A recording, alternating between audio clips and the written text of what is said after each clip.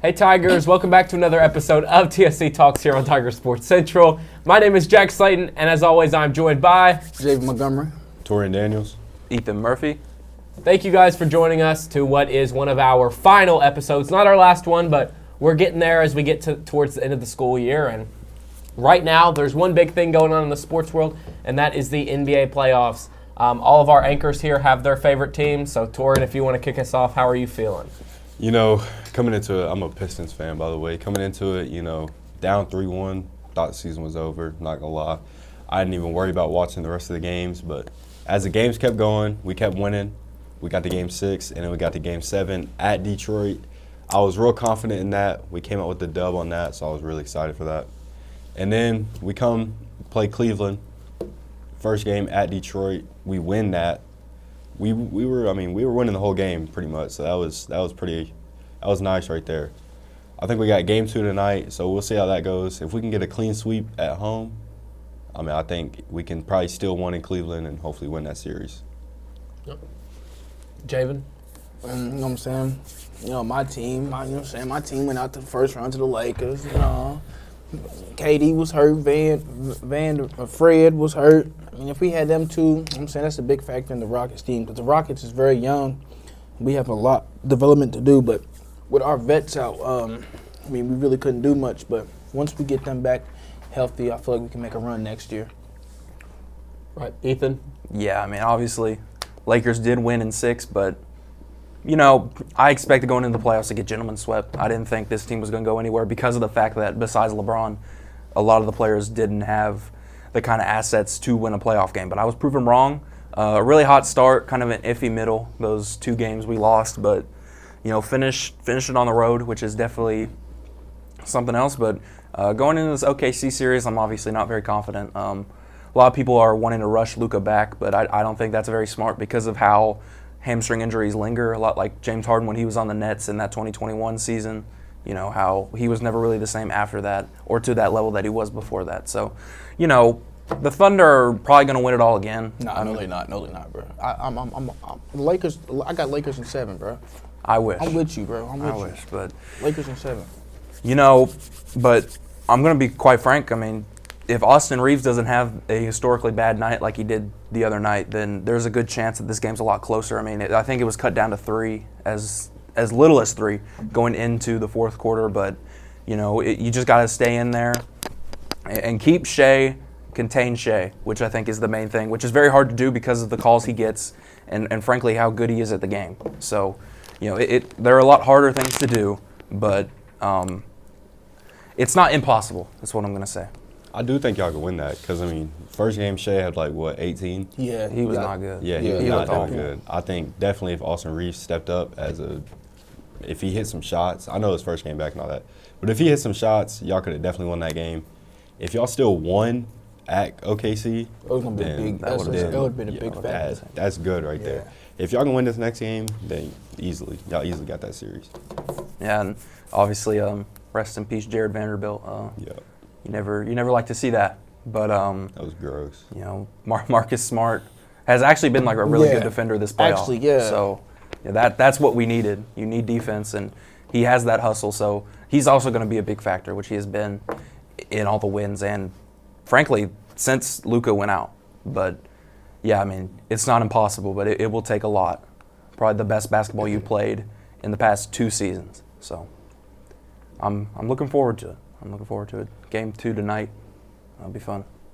There you go. Outside of your all's teams, are there anything else that's going on in the NBA that you want to talk about? I don't want the Knicks to win. I don't really like the Knicks. I just think they're always overhyped. They're always making it to the Eastern Conference Finals because East is obviously not the greatest conference ever. And they just poop the bed that's what I'm saying. every time. They just lose every time. They do all the hard work for what? But if the 76ers can get Joel Embiid back, I heard he was out for this game, but if they can get him back, I think the Sixers can win in Game 7, really. Game 7 or 6, it really all depends if they win the game tonight.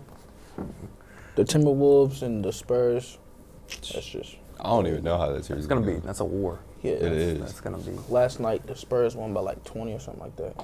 More than that. They killed him. It depends what Ant's doing. If he's healthy fully, They could probably do something. But there's only really one team that I think would be an interesting matchup for the West champ. It'd probably be Detroit, just because of the fact that I think they're pretty much the only like great defensive team in the East. The Knicks are horrendous at defense. Jalen Brunson's like the worst defender in the league. Mm-hmm.